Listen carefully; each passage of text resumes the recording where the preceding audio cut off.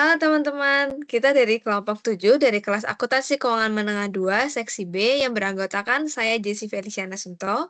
Saya Catherine Valentina Chandra. Saya Patricia Simona.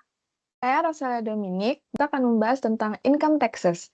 Sebelum masuk ke dalam soal, saya akan menjelaskan teorinya terlebih dahulu. Yang pertama, laba menurut perusahaan berbeda dengan laba menurut pajak. Yang pertama, perusahaan menggunakan accrual basis sehingga pendapatan dan beban diakui pada saat transaksi terjadi seperti yang pertama, melacak perubahan wealth dari perusahaan, yang kedua, digunakan untuk memperkirakan dan memberi kepastian dari cash flow, yang ketiga, pre-tax financial income. Lalu yang kedua, pajak menggunakan modified cash basis, pendapatan dan beban diakui pada saat kasnya keluar atau masuk. Yang pertama, ada sifat aktualnya. Yang kedua, untuk melihat ability to pay dari subjek. Yang ketiga, taxable income. Lalu ada beda temporer dan beda permanen. Untuk beda temporer, ada DTA. DTA itu adalah profit atau keuntungan besar, maka bayar pajak lebih besar atau penghasilan besar atau beban kecil. Dan untuk DTL, profit atau keuntungan kecil, maka bayar pajak lebih kecil, penghasilan kecil atau beban besar. Dan untuk beda permanen, objek pajak final, penghasilan yang tidak dikenakan pajak atau non-taxable income, beban yang tidak dapat dikurangkan atau non-deductible expense. Akun-akun tersebut menggunakan deferred tax asset dan deferred tax liabilities. Lalu ada perbedaan dari deferred tax asset atau DTA dan deferred tax liabilities. Untuk deferred tax asset atau DTA, DTA membayar pajak lebih sedikit di masa depan dan revenue yang dikoreksi menjadi lebih besar atau disebut dengan koreksi positif. Sementara deferred tax liabilities atau DTL membayar pajak lebih banyak di masa depan dan revenue yang dikoreksi menjadi lebih kecil atau koreksi negatif. Koreksi positif dan koreksi negatif. Yang pertama, untuk beban. Jika beban pajak lebih besar dari beban perusahaan, maka koreksi fiskalnya negatif atau DTL. Jika beban pajak lebih kecil dari beban perusahaan, koreksi fiskal positif atau DTA. Nah, untuk pendapatan, jika pendapatan pajak lebih besar dari pendapatan perusahaan, maka koreksi fiskal positif atau DTA. Jika pendapatan pajak lebih kecil dari pendapatan perusahaan, koreksi fiskal negatif atau DTL. Selanjutnya kita akan masuk pada soal. PT Pucuk memulai operasinya pada awal 2024. Untuk tahun pajak 2024, perusahaan melaporkan laba sebelum pajak penghasilan sebesar 750 juta. Informasi yang berkaitan dengan perhitungan laba kena pajak untuk tahun 2024 adalah sebagai berikut. Pada 1 Januari 2024, dibayarkan sewa gedung untuk jangka waktu 4 tahun sebesar 25 juta. Pembayaran sewa gedung pada tahun 2025 sebesar 10 juta. Sisanya akan dibayarkan sama rata. Transaksi ini adalah rent expense. Kedua, taksiran jaminan produk yang dilaporkan dalam laporan laba rugi 2024 sebesar 8 juta. Klaim atas jaminan produk 2024 adalah sebesar 2 juta. Sisanya diestimasi akan terrealisasi untuk 2 tahun berikutnya. Transaksi ini adalah product warranty expense. Ketiga, beban penyusutan peralatan yang dilaporkan untuk tujuan pajak melebihi beban penyusutan yang dilaporkan dalam pembukuan perusahaan sebesar 50 juta. Transaksi ini adalah depreciation expense. 4. Pada Januari 2024, perusahaan membayar premi untuk polis asuransi jiwa sebesar 20 juta. Transaksi ini adalah life insurance premium. 5. Jumlah laba kotor yang berkaitan dengan penjualan cicilan adalah 30 juta. Dari jumlah tersebut, yang dapat dilaporkan dalam SPT pajak 2024 adalah 5 juta. Sisanya akan menjadi jumlah kena pajak untuk 2 tahun berikutnya. Dalam jumlah tiap tahun masing-masing, yaitu tahun 2025 sebesar 20 juta dan tahun 2026 sebesar 5 juta. Transaksi ini disebut installment sales. 6. Pada tahun 2024, perusahaan membayar denda sebesar 2 juta atas keterlambatan pembayaran bunga pinjaman ke bank. Transaksi ini disebut fund delays of interest payment. 7. Dalam laporan laba rugi 2024, terdapat rugi yang belum direalisasi atas sekuritas yang diperdagangkan atau unrealized holding loss income sebesar 3.500.000. 8. Perusahaan menetapkan metode penyisihan untuk piutang tak tertagih. Dalam laporan laba rugi 2024, terdapat beban piutang tak tertagih sebesar 12 juta. Dalam 2024, tidak ada penghapusan piutang yang terjadi. Transaksi ini disebut bad debt expense. 9. Pada tahun 2024, terdapat pendapatan bunga deposito sebesar 4 juta yang telah dikenakan PPh final. Transaksi ini adalah interest revenue. 10. Tarif pajak penghasilan yang berlaku untuk 2024 dan seterusnya adalah 35%. Transaksi ini disebut tax payable. Selanjutnya, kita akan masuk pada hitungan.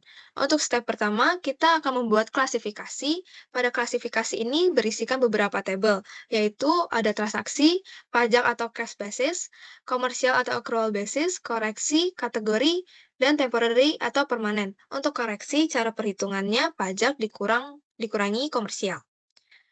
Untuk transaksi pertama, ada rent expense dengan pajak minus 25 juta, komersial minus 10 juta, koreksi minus 15 juta dengan kategori negatif dan temporary. Transaksi kedua, produk warranty expense dengan pajak minus 2 juta, komersial minus 8 juta, koreksi 6 juta, kategori positif, dan temporary. Transaksi ketiga, depreciation expense dengan pajak 50 juta, minus 50 juta, komersial 0, koreksi minus 50 juta, kategori negatif, temporary. Transaksi keempat, life insurance premium dengan pajak Rp0, komersial minus 20 juta, koreksi 20 juta, kategori positif, permanen. Transaksi kelima, installment sales dengan pajak 5 juta, komersial 30 juta, koreksi minus 25 juta, kategori negatif, temporary.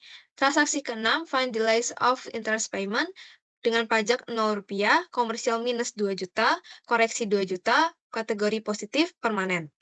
Transaksi ketujuh, unrealized holding loss income dengan pajak Rp0, komersial minus 4 juta, koreksi 4 juta, kategori positif, temporary. Transaksi ke-8, bad debt expense dengan pajak Rp0, komersial minus 12 juta, koreksi 12 juta, kategori positif, temporary. Transaksi ke-9, interest revenue final dengan pajak Rp0, komersial 4 juta, koreksi minus 4 juta, dan kategori negatif permanen. Selanjutnya kita akan menghitung laba kena pajak. Yang pertama adalah pre-tax financial income sebesar 750 juta dimasukkan ke sini. Kemudian kita akan mencari permanent difference dan temporary difference. Nilainya itu adalah sebesar core fees yang tadi sudah dihitung. Pertama untuk permanent difference-nya itu ada life insurance premium sebesar 20 juta, find delays of interest payment sebesar 2 juta, dan interest revenue final sebesar minus 4 juta. Untuk total permanent difference-nya adalah 18 juta, kemudian akan kita kurangkan dengan pre-tax financial income. Maka 750 juta dikurang 18 juta sebesar 732 juta. Selanjutnya kita akan menghitung temporary difference-nya. Yang pertama ada rent expense sebesar minus 15 juta, kemudian product warranty expense sebesar 6 juta, depreciation expense sebesar minus 50 juta, installment sales sebesar minus 25 juta, unrealized holding loss income sebesar 4 juta, dan bad debt expense sebesar 2 juta. Untuk total temporary difference-nya adalah minus 68 juta, dan untuk menghitung taxable income itu kita ambil dari 732 juta dikurangkan 68 juta, sehingga hasilnya 664 juta. Selanjutnya kita akan menghitung besarnya current tax dan deferred tax. Yang pertama kita akan menghitung current tax, itu diambil dari taxable income sebesar 664 juta dikalikan 35%, maka hasilnya 232,4 juta. Selanjutnya kita akan kerjakan di tabel supaya lebih mudah untuk dilihat. Yang pertama itu untuk temporary difference, karena tabel ini adalah menghitung seluruh tax yang temporary difference.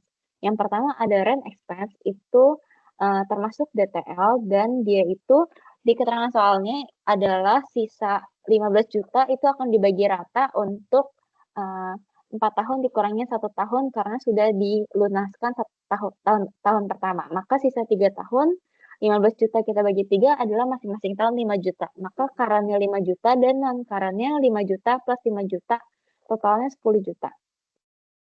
Yang kedua untuk produk warranty expense itu DTA adalah totalnya 6 juta, kemudian akan dibagi sama rata, maka di current-nya 3 juta dan di non-current-nya 3 juta.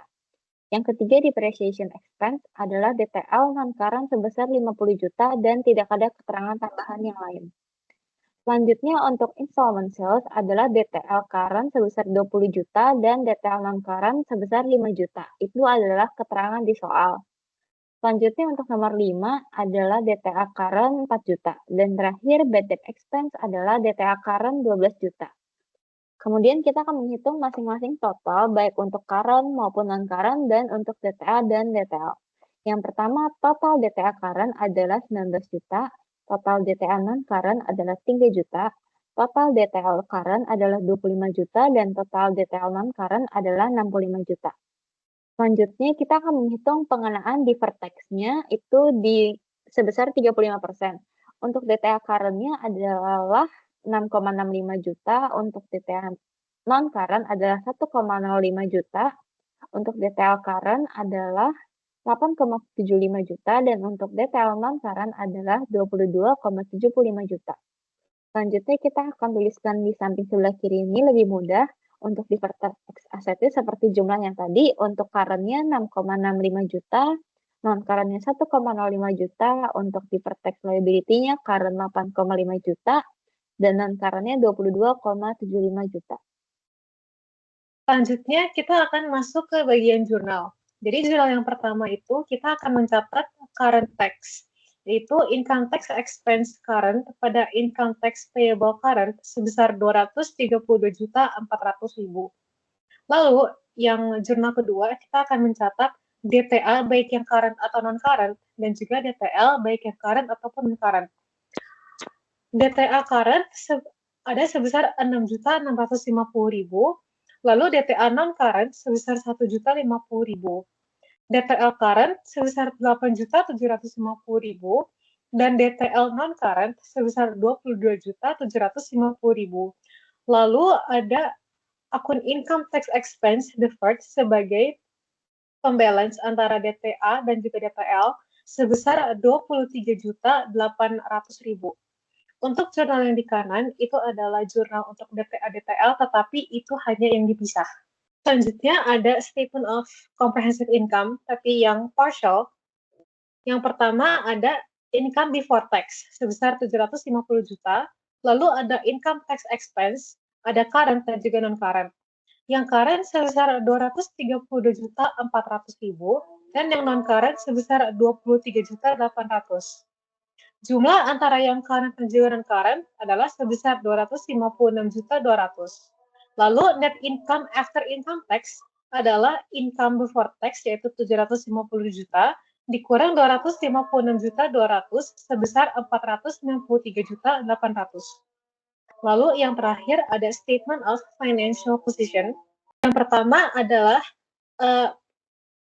DTA current versus DTL current, yang dimana DTA current itu tuh 6.650.000 dan DTL current itu 8.750.000. Ada selisih antara DTA current dan DTL current sebesar 2.100.000 dan DTL current-nya itu lebih besar. Kita masuk di bagian current liabilities, di mana income tax payable ada 230.400 dan deferred tax liability-nya 2.100.000.